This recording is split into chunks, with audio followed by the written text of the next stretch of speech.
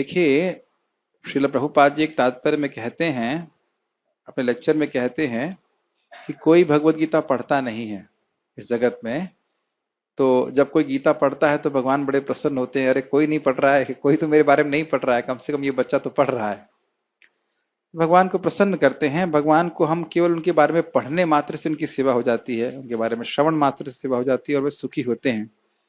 अब हम लोग शुरू करते हैं। भगवत गीता के 6ठे अध्याय के 36वें श्लोक से चर्चा होगी। आप जानते हो कि आज चर्चा काफी लंबी होगी, तो उसके लिए पहले से अभ्यास बना के चलें। एक भक्त ने बहुत सुंदर बात कल मुझे बोली। उन्होंने गौर कृष्ण महाराज की बात को कोट किया।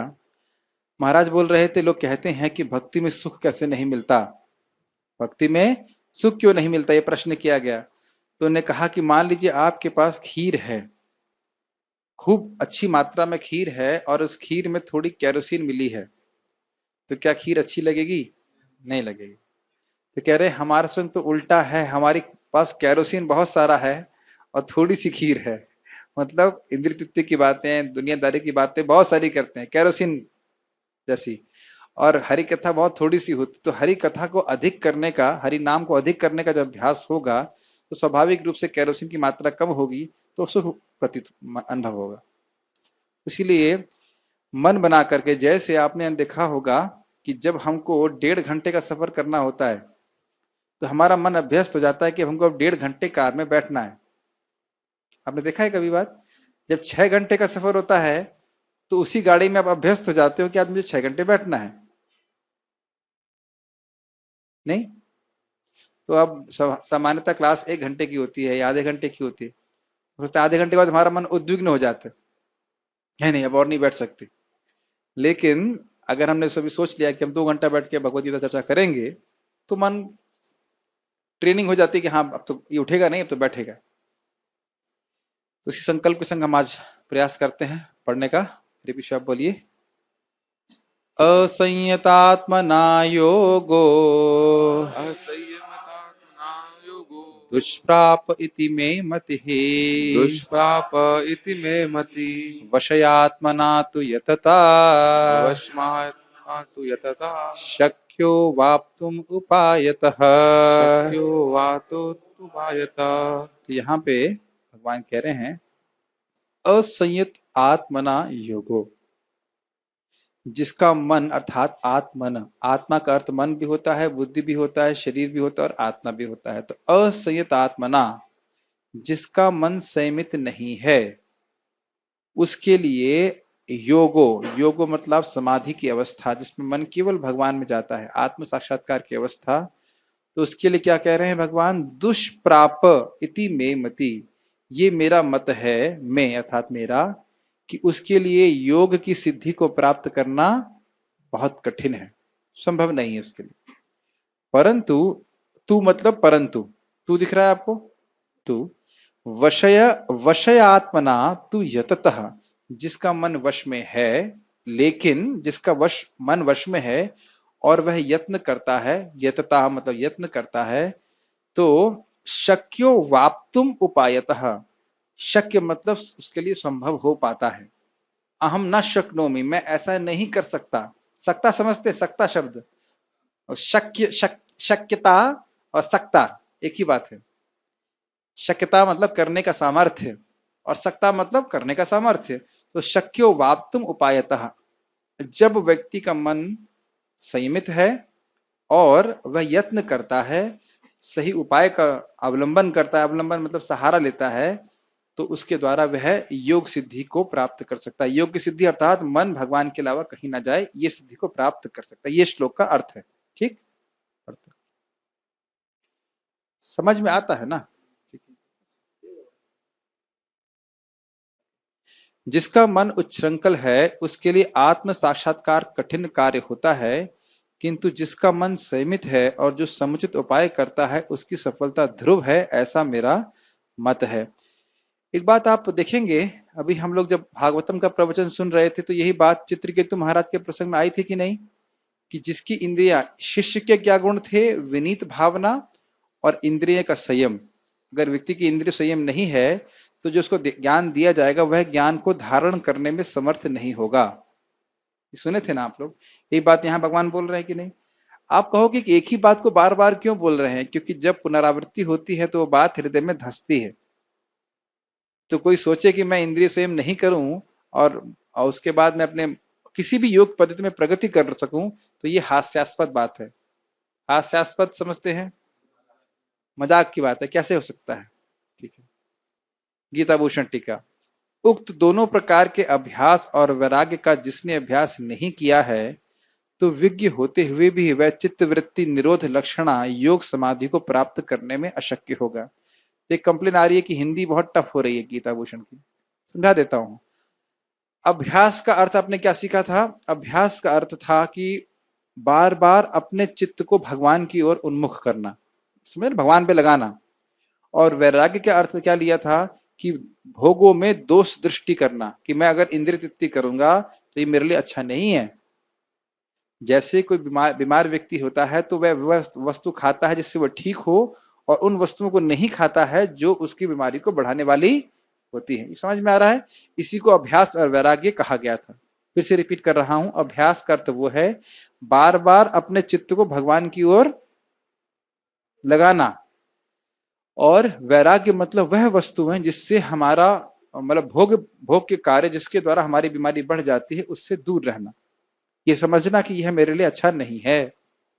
ये बात समझ में आ गई थी? तो कोई व्यक्ति अगर अभ्यास ऐसा नहीं करता है तो विज्ञ होते हुए भी, शास्त्र ज्ञान होते हुए भी, चित्त वृत्ति निरोध लक्षणा, चित्त वृत्ति निरोध अर्थात चित्त की जो वृत्ति है, मन का जो बहाव है, वह पूरी तरह से रुक जाए और भगवान में ही जाए। इस प्रकार के गुणों से युक्त योग वह उस प्रकार की समाधि को प्राप्त करने में अशक्य होगा, वह प्राप्त नहीं कर पाएगा। क्या ये लाइन समझ में आ रही है? कठिन हो रहा है? समझ में आ रही है? जो व्यक्ति बार बार अपने चित्त को भगवान में लगाने का प्रयास नहीं कर रहा है और भोगों से अपने चित्त को, भोगों में दोष दृष्टि करके उनसे विरत नहीं हो रहा है, विरत मतलब दूर नहीं रहता है, तो ऐसा व्यक्ति ऐसी ऐसी मन की स्थिति को नहीं प्राप्त कर सकता है जिसमें मन केवल भगवान में ही लगा रहे। ऐसी स्थिति होती है ना कि भाई मन कहीं और नहीं जा रहा है, भगवान में ही जा रहा है। तो कैसे प्राप्त होगा? जो प्रभुपाद ने बोला 16 माला जप करोगे और 4 नियम का पालन करोगे, तब तुम्हें कृष्ण हरि नाम में सुख देंगे। और ये कोई ऐसा नहीं कि आपके संग पार्शलिटी की जा रही है, एक विज्ञान है। Isn't it? भाई अविद्या समझते हैं? अविद्या का अर्थ है वह बीमारी जिसके द्वारा हम अपने को देह मानते हैं। ठीक है। अब अगर हम भगवान का नाम जप करते हैं तो ये अविद्या का औषधि है कि नहीं? सुने हैं ना आप? तो अब औषधि हम ले रहे हैं, भगवान का प्रसाद खाते हैं तो अविद्या नष्ट होती है? होती है। गीता सुनते हैं, होती है? अब समझ में आ रहा है कि नहीं? कुछ आप एनलाइटनमेंट महसूस करते हैं गीता सुनने के बाद? हरि नाम करते हैं, नष्ट होती है, ये सब समझ में आ रहा है? और अगर 4 नियम को भंग करते हैं तो अविद्या बढ़ती है? बढ़ती है।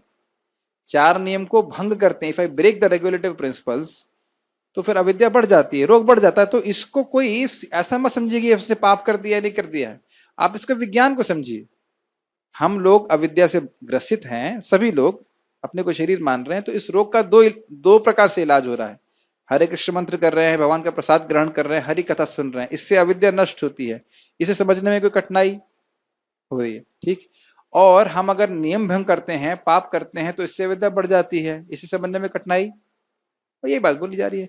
तो जो इस तरह से करेगा नहीं, वो शास्त्र ज्ञान कितना भी हो उसको, लेकिन वह ऐसी अवस्था को नहीं प्राप्त, भगवत प्रेम प्राप्त नहीं करेगा। भगवत प्रेम प्राप्त करने में कहां जाएगा मन आपका? भगवान में जाएगा। अब तो समझ में आ रहा है? वो भी समझ में आ रहा है? हाँ, ठीक। तो ये बात लखा हीरा के संबंध में भी है। आप चैतन्य चरितामृत में अंत लीला 3रे अध्याय को पढ़ सकते हैं। उसमें बताया गया किस प्रकार से लखा हीरा एक वैश्या थी जो हरिदास ठाकुर जी को गिराने के लिए आई थी। तो हरिदास ठाकुर जी ने कहा कि तुम लगातार भगवान का नाम जप करो, तो उसने करना शुरू किया और यथा कुछ जैसा खाने को मिल जाता था वह रहकर संतुष्ट रहती। तो इस प्रकार से उनका इंद्रिय संयम हो गया। जैसे इंद्रिय संयम हुआ, बड़ा स्पष्ट लिखा है, जैसे ही इंद्रिय संयम हुआ तुरंत प्रेम प्रकट होना चालू हुआ। क्या बोला मैंने? जैसे ही इंद्रिय संयम हुआ तुरंत भगवत प्रेम जो है उनका प्रकट हुआ। तो भगवत प्रेम प्रकट होने में कठिनाई कहां से आ रही है? हम इंद्रिय संयम नहीं कर रहे हैं, प्रेम भर रहे हैं और वो लीक हो रहा है, ऐसे कह लीजिए। वो जो लखा हीरा वैश्या थी वो 3 लाख नाम जप करने चालू कर दिया। अब हमारे लिए तुरंत तो संभव नहीं है, लेकिन उन्होंने करना शुरू कर दिया था, और जैसा जैसा उनको खाने को मिलता उसी में संतुष्ट होकर के वह रह जाती हैं, एक ही कपड़ा पे रहती थी इस प्रकार से। तो बहुत ही सिंपल जीवन जी रही थी। जैसे ही उसमें लिखा है, जैसे उसकी इंद्रियां संयमित हो गईं, भोग में नहीं जा रही थी, तो तुरंत भगवत प्रेम प्राप्त जागृत होने लग गया। तो हमारा भगवत प्रेम अगर जागृत नहीं हो रहा है तो हताश नहीं होना है, हमने ये देखना है कि हम कहाँ मिस्टेक कर रहे हैं। कहीं ऐसा तो नहीं हमारी इंद्रियां जो है वह लीक कर रही हैं हमारे भक्ति को। Does it make sense? ये सारी चीजें हमें बार बार मैं रिपीट कर रहा हूं, अन्वय और व्यतिरेक। अन्वय मतलब डायरेक्टली और व्यतिरेक मतलब इनडायरेक्टली। अन्वय मतलब भक्ति में क्या करना है, कैसे हम भक्ति में आगे बढ़ेंगे, और व्यतिरेक मतलब ऐसी कौन सी चीजें हैं जिससे हमारी भक्ति कम होती है। अभी आप नेटवर्क स्टेशन के भी दूसरे तीसरे श्लोक को देखेंगे तो यही बता रहे हैं, पहले बता रहे हैं किससे भक्ति कम होती है, और तीसरा बता रहे हैं कि किससे भक्ति बढ़ती है। तो यह जानना बहुत जरूरी है, शायद समझ रहे होंगे आप, और यहां भी भगवान इस बात को बता रहे हैं। ठीक है, जिस मनुष्य का मन इन दोनों अभ्यास और वैराग्य के द्वारा उसके अधीन है, और साथ ही वह बहुत प्रयत्नशील है, तो उसके लिए योग की प्राप्ति संभव है। तो बिना प्रयत्न, हाँ एक और बहुत अच्छी बात सीख रहे हैं कि ऐसा नहीं है कि भगवान की प्राप्ति या योग की प्राप्ति हमारे कर्मानुसार हो जाएगी, इसके लिए हमें प्रयास करना पड़ेगा। तो जो व्यक्ति अच्छे से प्रयास करेगा उसको भगवान की कृपा प्राप्त होगी। तस्यैव हेतुः प्रयतेत कोविदः न लभ्यते यद भ्रमताम उपरि अधः। बहुत सुंदर श्लोक है, नारद जी की बहुत सुंदर शिक्षा है। कहते हैं तस्यैव हेतुः, केवल उसके लिए। तस्य मतलब उसके लिए, संस्कृत पढ़े हैं आप लोग? तस्य मतलब उसके लिए, तस्यैव एव मतलब उसके लिए ही, तस्यैव हेतु प्रयते द कोविद। जो कोविद है, जो बुद्धिमान व्यक्ति है, वह केवल उसी के लिए प्रयास करता है। किसके लिए? कहते हैं न लभ्यते यद भ्रमताम उपर्यदः। ब्रह्मलोक से लेकर नीचे तक लोक में जितने भी लोग हैं, खूब भ्रमण करने के बाद भी जो वस्तु प्राप्त नहीं हुई, क्या प्राप्त नहीं हुई? भगवान श्री कृष्ण का प्रेम या भक्ति। और कहते हैं दुख वदन्यता सुखम, हर योनि में सुख वैसे ही प्राप्त हो जाता है बिना प्रयास किए जैसे दुख प्राप्त हो रहा है। यह श्लोक अगर हम अपने जीवन में पकड़ लें तो सही में शादी नहीं करेंगे। इसका क्या लिंक है भाई? क्यों शादी नहीं करेंगे? लोग सोचता शादी करेगा, बच्चे पैदा करेंगे, खाने को मिलेगा, ये प्रयास करेंगे, वो प्रयास करेंगे, बड़े सुखी हो जाएंगे। लेकिन क्या बोल रहे हैं नारद जी? केवल उसके लिए प्रयास करना है जो आपको ऊपर के लोगों से नीचे लोगों तक कहीं प्राप्त नहीं हुआ, और किसी भी वस्तु के लिए प्रयास नहीं करना है। एक सीधी सीधी बात देखिए, ये जो बीमारी भी फैल रही है, इसको ना प्राप्त करने का प्रयास किया जा रहा है, लेकिन जबरदस्ती लोगों पे आ रही है कि नहीं आ रही? ऐसे ही हमारा जो भी सुख दुख है वो पहले से निर्धारित है और वो आएगा ही। हम स्वीकार नहीं करते इस बात को, लेकिन अनुभव करते हैं, लेकिन स्वीकार नहीं करते। तो इसीलिए भगवान यहां बोल रहे हैं कि योग के लिए प्रयत्नशील हो, भक्ति के लिए प्रयत्नशील हो, भक्ति प्राप्त हो जाए। अब बिना प्रयत्न किए प्राप्त नहीं होगा। यत्न आग्रह बिना प्रेम नहीं होए। मेरे पीछे बोलिए, यत्न आग्रह, यत्न आग्रह बिना प्रेम नहीं होए। यत्न आग्रह बिना प्रेम नहीं होए। अर्थ समझ में आया? यत्न मतलब प्रयास, और आग्रह मतलब हट, चाहिए चाहिए चाहिए चाहिए चाहिए चाहिए। भौतिक जगत में करते हैं ना, तो यत्न अगर आग्रह नहीं होगा तो प्रेम नहीं होगा। बाकी बहुत कुछ फायदे मिल जाएंगे लेकिन प्रेम प्राप्त नहीं होगा।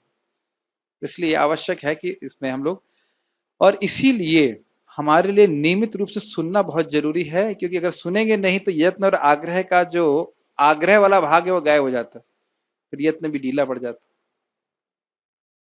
अगर आपकी जिद है तो आप प्रयास भी तो करोगे, और जिद नहीं है, ठीक है होगा माला, नहीं होगा ऐसे कर। आपका मन कभी बोलता है चलो आज 16 माला करते? बोलता है? कभी नहीं बोलेगा, जब तक कि पूरी तरह शुद्ध ना हो जाए। जब शुद्ध हो जाएगा तो फिर उसको अच्छा लगेगा, ऐसी बात नहीं, अभ्यास हो जाता है। इतने को कभी नहीं कहेगा, बोलेगा जब आपका मन शुद्ध होने लगता है तो आपको गीता भागवत सुनना जप करने में अच्छा लगता है, वो तो अच्छी बात है। लेकिन अगर मन शुद्ध नहीं है तो वो ऐसे करेगा, क्या करोगे जाकर के, क्या जप करोगे ऐसे। स्पेशली हम अकेले होते हैं तब और कठिन हो जाता है। तो इसलिए यत्न करना चाहिए। उपाय अर्थात निष्काम कर्म योग जो ज्ञानाकार होता है और मेरी आराधना के लक्षण से युक्त होता है, ये टीका में बोला गया है। हमारे इसका अर्थ सिंपल है। अर्थ क्या है? भगवान श्री कृष्ण की भक्ति। भगवान श्री कृष्ण की भक्ति में ज्ञान अपने आप ही होता है, अपने आप ही आपको समझ में आने लग जाएगा कि किस प्रकार से आप शरीर नहीं हो, आपका स्वरूप क्या है, भगवान से संबंध क्या है, सब कुछ अपने आप समझ में आ जाता है। अलग से इसको प्राप्त करने का प्रयास नहीं करना पड़ता। तात्पर्य पढ़िए प्रेम कृष्ण प्रभु, ये पढ़ेंगे, बहुत सारे तात्पर्य, 6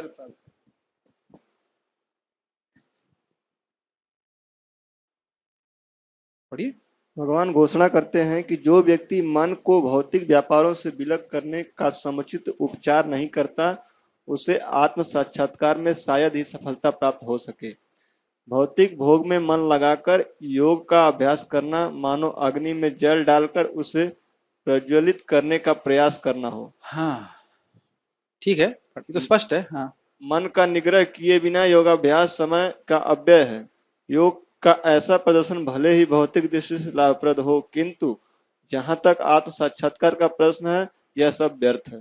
अतः मनुष्य को चाहिए कि ये लाइन भगवान आपको की समझ में आ रही है? प्राय लोग योगाभ्यास किस लिए करते हैं? ताकि शरीर ठीक हो जाए और उसके बाद वह व्यक्ति भोग बहुत अच्छे से कर ले। तो प्रभुपाद यहाँ बता रहे हैं इसका कोई इसका कोई मतलब नहीं है। और आप देखेंगे जितने भी योग तथाकथित योगा गुरु हैं, वो कभी नहीं बताते कि इसका उद्देश्य जो है वो भगवान पे ध्यान करना है।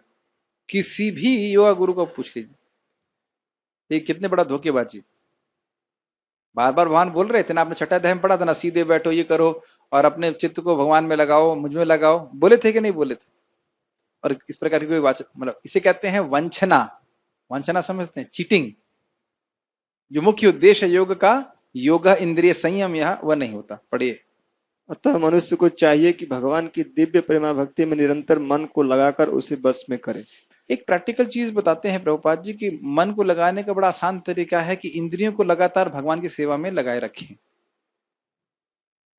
एक के बाद एक सेवा, एक के बाद एक सेवा, एक के बाद एक सेवा रहेगी तो मन स्वाभाविक रूप से ऐसी प्रवृत्तियों में नहीं लग पाएगा जो अविद्या को बढ़ाने वाली है। जैसे भी हम गीता पढ़ रहे हैं, अब गीता के बाद मैंने पहले कीर्तन किया, फिर गीता पढ़ रहे हैं, फिर भगवद गीता के बाद तो फिर कीर्तन करेंगे, फिर आपका कुछ, आप ऐसा तो नहीं कि आपको पढ़ने के लिए रोक रहा है कोई, आप पढ़िए, पढ़ना चालू कर दीजिए समय। एक बहुत अच्छी बात भगवान कृष्ण 11वें स्कंद में बोलते हैं कि कोई कठिनाई है उस पर रोने से कुछ नहीं होता। जैसे कोई चील है, उसके सामने बाज, चील के सामने नहीं, चील नहीं, कबूतर के सामने चील आ जाए तो कबूतर रोने लगे, अरे भाई अब चील आ गया, क्या करें? क्या ये इससे कुछ हो जाएगा? चील तो उसे खाएगा ही। तो आजकल जैसे अब मैं इस पर कुछ अपनी वाणी को उसमें नहीं लगाना चाहता, लेकिन जो है, जो भी बीमारियां चल रही कुछ होनी है, जिसको होना होगा उसको होगा ही और वह मरेगा ही, और जिसको नहीं होना होगा तो नहीं होना होगा। ऐसा तो नहीं कि सारे लोग मर जाएंगे, कलयुग चलना है ना 4,32,000 साल कि सभी को मार देंगे। जिसको मरना है उसको मरना है, और क्या कोई मर सकता है? कोई मर सकता नहीं है। तो ये चिंता छोड़ करके अपनी वाणी को भगवान की सेवा में लगाना चाहिए। जो भक्त वापस घर चले गए हैं वो सोच रहे हैं कि घर वाले उनको बचा सकते हैं, है ना? और हो सकता है कि घर वाले ही उनमें से किसी को वायरस परोस दें। ऐसा हो सकता है कि नहीं हो सकता? हो सकता है यहाँ किसी को ना हो और घर वाले उनको परोस दें, और यहाँ अगर मरने की बात आ भी जाए तो भी कोई डरने की बात नहीं। तब देख रहे हैं कि हम सोचते हैं बालस्य नेह शरणम पितरौ निसंगा, बालक की शरण है वह माता पिता नहीं है, भगवान कृष्ण है। और उनकी शरण कैसे हम लेते हैं? श्रवण कीर्तन के माध्यम से, भक्ति के माध्यम से। तो ये बड़ा सिंपल तरीका है, लगातार भगवान की सेवा में व्यक्ति को लगा रहना चाहिए। पढ़ने मात्र से भगवान की सेवा होती है, जप करने से भगवान की सेवा होती है, किसी भी तरह से जो नवधा भक्ति में हम लगते हैं तो भगवान की सेवा होती है, और मन भी इस प्रकार से भगवान की सेवा में लगा रहता है। पढ़िए। कृष्ण भावनामृत में प्रवृत्त हुए बिना मन को स्थिर कर पाना असंभव इस है। पे आप टीका टिप्पणी करें। क्योंकि भगवान कृष्ण के अलावा हमारा मन कहीं लग ही नहीं सकता। यस, क्योंकि भगवान कृष्ण से ही ऐसा सुख प्राप्त होता है जिससे मन संतुष्ट होता है। तो भौतिक किसी भी स्थिति में हम लगाएं अपने मन को, संतुष्ट नहीं हो सकता। एक चीज आप देख रहे हैं कि धन के द्वारा भय का निवृत्ति नहीं होती। कुछ चीजें आप तो देख पा रहे हैं या नहीं देख पा रहे हैं? हम सोच रहा है, बड़ा सोचता है व्यक्ति कि धन इकट्ठा कर लो, धन इकट्ठा कर लो, मैं सिक्योर हो जाऊंगा। लेकिन कितना भी धन इकट्ठा कर ले, ऐसी बीमारी जरूर आ सकती है जो धन के द्वारा ठीक ना हो। है ना। और जो भगवान का आश्रय लिया है, धन कम हो या ज्यादा हो, वो निर्भय रहता है। अगर समय मिला और भगवान की हम वाणी को सुन पाए, तो भगवान निर्भय कर भी रहे हैं हम लोग। पढ़िए। कृष्ण भावनामृत व्यक्ति बिना किसी अतिरिक्त प्रयास के ही योगाभ्यास का फल सफलता से प्राप्त कर लेता है, क्यों किंतु क्यों क्यों समझ में आ रहा है आपको? देखिए, योग का उद्देश्य क्या है? इंद्रियों का संयम। और इंद्रिय संयम का उद्देश्य क्या है? इंद्रिय संयम का उद्देश्य यह है कि इंद्रियों को संयमित करके भगवान में लगाया जाए। भाई, जब गाड़ी ईस्ट में नहीं जा रही है तो वेस्ट में जाने के लिए ईस्ट से खींच के उधर वेस्ट में लेके जा रहे हैं, है कि नहीं? ऐसा तो नहीं इंद्रिय संयम कर लिया, आप कुछ बोल नहीं रहे हैं, ये तो कोई फायदा नहीं होगा। तो इसलिए बोल रहे हैं कि इंद्रिय संयम या मन को भगवान में लगाने का जो उद्देश्य योगाभ्यास का होता है, अष्टांग योग का, वह अपने आप संपादित हो जाता है, क्योंकि मन भगवान में लग रहा है। इसे प्रभुपाद जी प्रैक्टिकल समाधि कहा करते हैं। जैसे इस समय हम योगाभ्यास कर रहे हैं, योग मतलब अब इंद्रियों को भगवान से जोड़ना, मन को भगवान से जोड़ना। तो अभी आप गीता को आंखों से देख रहे हैं, हाथ से पढ़ मतलब उसको फोन उठाए हैं तो पढ़ रहे हैं, मैं कुछ बोल रहा हूं, आप कान से सुन रहे हैं, तो ये सारी इंद्रियों के द्वारा मन भगवान में लग रहा है। और आप देखेंगे बहुत आसान होता है। यही चीज आप 10वें अध्याय में देखेंगे, जब अर्जुन कहते हैं कि आप ये प्रवचन कर रहे हैं भगवान, इस अमृत को सुन करके मेरा बहुत अच्छा लग रहा है, आप बोला सुनाइए सुनाइए। जबकि उन्हें कुछ थोड़ी देर बाद उनको युद्ध करना है। तो इस योगाभ्यास को अर्जुन क्या कह रहे हैं, ये मेरे लिए संभव नहीं है। लेकिन जो श्रवण कीर्तन का योग पद्धति है, उसके लिए वो क्या कह रहे हैं, हमको बहुत अच्छा लग रहा है। यही चीज श्रीमद् भागवत में सुनते हैं ना आप, शृण्वताम रसज्ञानाम स्वादु स्वादु वयम तु न वितृप्यामः उत्तम श्लोक विक्रमे शृण्वताम रसज्ञानाम स्वादु स्वादु पदे पदे। कह रहे हैं कि वयम तु, अन्य लोग तृप्त हो सकते हैं। शौनक आदि ऋषि सुखदेव सूत गोस्वामी कहते हैं कि अन्य लोग तृप्त हो सकते हैं, लेकिन वयम तु, लेकिन हम तृप्त नहीं हो रहे हैं। वयम तु न वितृप्यामा, अर्थ समझ रहे होंगे, वयम हम, तु न वितृप्यामा, लेकिन हम लोग तृप्त नहीं हो रहे हैं। किससे? उत्तम श्लोक विक्रमे। उत्तम श्लोक भगवान, उद्गततमः यस्मात् उत्तम श्लोक, जिनकी कीर्ति को सुनकर व्यक्ति तमोगुण से पार हो जाता है। या फिर उत्तम लोग जिनका सुंदर सुंदर श्लोकों में गुणगान करते हैं, उन उत्तम श्लोक के विक्रमे, यानी कि उनकी क्रियाओं को, कार्यकलापों को सुनने में हम लोग तृप्त नहीं हो रहे हैं। तो क्यों नहीं हो रहे हैं? रसज्ञ हैं, क्योंकि हम इसके रस को जानते हैं। और क्या कह रहे हैं? स्वादु स्वादु पदे पदे। आप जैसे कथा बोल रहे हो तो हर पद पे हमको बहुत अच्छा लग रहा है, तो इसलिए आप सुनाते जाइए। तो क्या आप दोनों योग पद्धतियों में अंतर महसूस कर रहे हैं? योगाभ्यास में आदमी नाक दबा रहा है, हाथ मतलब पीठ को सीधा कर रहा है, सब कुछ कर रहा है, लेकिन हरी कथा सुनने में व्यक्ति को कोई परिश्रम नहीं करना पड़ता। बैठिए, सुनिए और प्रगति कर रहे हैं। इससे आसान और क्या है? इसको आप 9वें अध्याय में सुनेंगे, सुसुखम कर्तुम अव्ययम। केवल बैठने मात्र से व्यक्ति की प्रगति होती, समझ में आ जाए तो फिर तो कहना ही क्या। तो इसलिए आप समझ पा रहे हो क्यों सरलता से प्राप्त कर लेता है? क्योंकि इंद्रियों का जो व्यापार है, इंद्रियों की जो क्रियाएं हैं, उसे रोकना नहीं है, केवल भगवान की ओर मोड़ देना है। ये लाइन समझ में आई किसी को? किसको समझ में आया? पहले हाँ सब बोले, हाथ कोई नहीं खड़ा कर रहा। इंद्रियों की जो क्रियाएं हैं, व्यापार, उनको आपको कुछ ऐसा नहीं करना है जो आपको नहीं आता हो। बोलना आता है ना, मैं बोल रहा हूं, सुनना आता है आपको, समझना आता है। तो सुनना, समझना, श्रवण कीर्तन सबसे सर्वश्रेष्ठ भक्ति है, और वह हम रोज दिन भर करते ही रहते हैं। Make sense? तो कुछ ऐसा नहीं करना है जो हमारी रोज की क्रियाओं से अलग हो, और वह भगवान को समर्पित करना है। तो इसलिए बड़ी सरलता से भगवान, मन जो है भगवान में लग जाता है।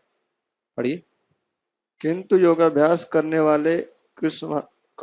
वालों को कृष्ण भावनामृत हुए बिना सफलता नहीं मिलती। हाँ, अगर कोई योगाभ्यास कर रहा है और भगवान की भक्ति नहीं करता है, तो उसको सिद्धि प्राप्त नहीं होगी। ठीक है, कुछ पूछना है यहाँ तक? यस प्रभु, आके पूछिए। अभ्यास और वैराग्य दोनों कनेक्टेड हैं। बिल्कुल। हियरिंग देख, से, प्रभु जी, हाँ, हियरिंग से ही वैराग्य हो सकता है, तो अभ्यास की क्या जरूरत? तो हियरिंग का अभ्यास करना पड़ेगा ना।